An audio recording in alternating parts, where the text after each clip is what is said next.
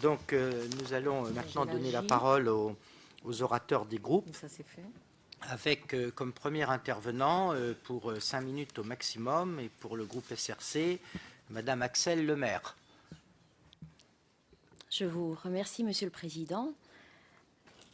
Merci, Madame la Ministre, de votre présence. Vous avez déjà abordé un grand nombre des sujets qui ont fait l'attention et qui sont au cœur des préoccupations du groupe socialiste, républicain et citoyen que je représente.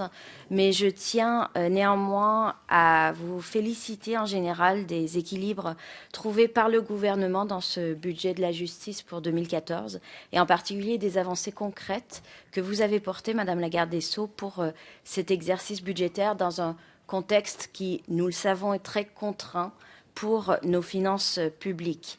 La justice est au cœur de notre combat. Nous sommes profondément attachés à la défense des victimes, au respect des droits et des libertés fondamentaux, à la garantie de la sécurité physique et juridique de tous. C'est donc avec une attention toute particulière que les députés de la majorité ont examiné ce budget.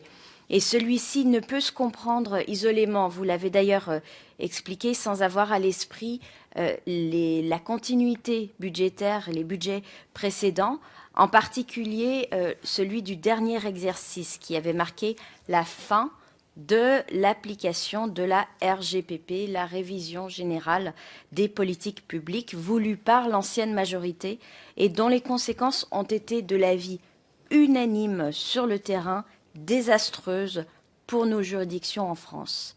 Pour y remédier, 1500 emplois ont donc été créés sur la période 2013-2015, dont 500 mis en application dès 2013.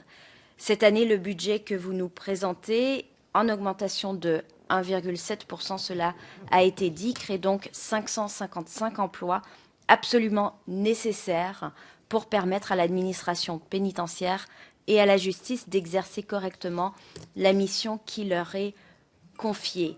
Pour autant, en France, et ramené au produit intérieur brut, le budget consacré à la justice nous place au 37e rang sur 43 pays.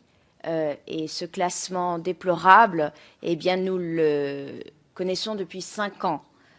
C'est donc un véritable exercice de rattrapage que se livre le gouvernement depuis l'année dernière, mais les sources potentielles de tension au sein de la justice restent nombreuses. Vous le savez, Madame la garde des Sceaux, puisque vous vous efforcez au quotidien de les apaiser. Atrophie des effectifs, notamment chez les magistrats, les greffiers, cela a été mentionné. Réforme de la garde à vue, dont nous avons hérité et qui avait été très mal préparée.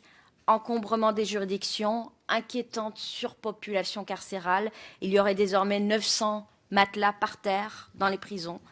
Les 10 ans qui ont précédé ont laissé une trace qu'un seul exercice budgétaire, que 2 exercices budgétaires ne peuvent suffire à effacer dans ce contexte budgétaire si dégradé. Alors, une partie de la solution à l'ensemble de ces problèmes trouvera sa source dans le projet de loi relatif à la prévention de la récidive et l'individualisation des peines qui a été présenté en Conseil des ministres et qui sera débattu l'année prochaine par notre Assemblée. La première de ces solutions, c'est l'individualisation des peines avec la suppression des peines planchers et du caractère automatique de la révocation des sursis en cas de nouvelle condamnation. Parce que cette justice automatique, nous n'en voulons pas, ne serait-ce que parce qu'elle est contre-productive. La seconde solution, c'est de trouver des peines alternatives à l'enfermement, dont nous voyons bien qu'il n'est pas toujours efficace dans l'objectif de prévention de la récidive. Ainsi, la nouvelle contrainte pénale créée par votre projet de loi pourra s'appliquer aux personnes majeures, auteurs des délits les moins graves, c'est-à-dire les peines maximales encourues qui sont inférieures ou égales à 5 ans d'emprisonnement. Cette nouvelle peine comportera des obligations et des interdictions, obligation de réparer le préjudice causé, interdiction de rencontrer la victime ou d'aller dans certains lieux, obligation de formation, de travail, de stage ou obligation d'exécuter un travail d'intérêt général, de respecter une injonction de soins, etc.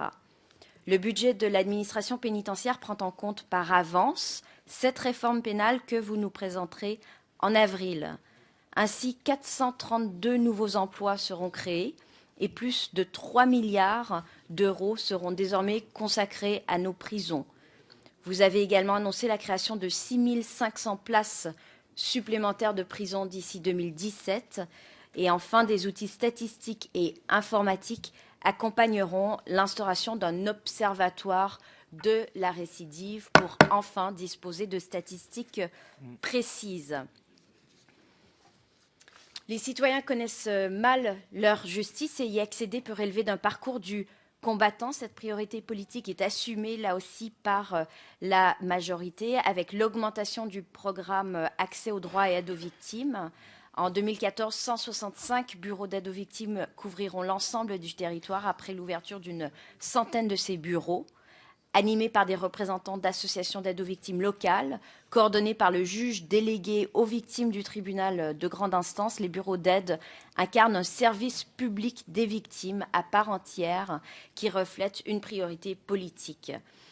Dans le même esprit, les députés socialistes ont été sensibles à la grande avancée de ce budget 2014 qui n'a pas encore été mentionné, à savoir la suppression du droit de timbre de 35 € qui avait été instauré par un décret. Je termine très rapidement, c'est un point important. Merci. Oui, c'est un point important, mais voilà, nous devons tenir les délais. Très bien. C'est la règle du jeu des commissions élargies. Je termine en 2 phrases, Monsieur le Président. Oui. Cette taxe, c'était une TVA judiciaire. Nous la supprimons. Donc, dans la fonction de contrôle et d'évaluation du gouvernement qui est la nôtre, nous nous permettrons de poser un certain nombre de questions pour des éclaircissements, mais le groupe socialiste, républicain et citoyen soutient ce budget et remercie le gouvernement.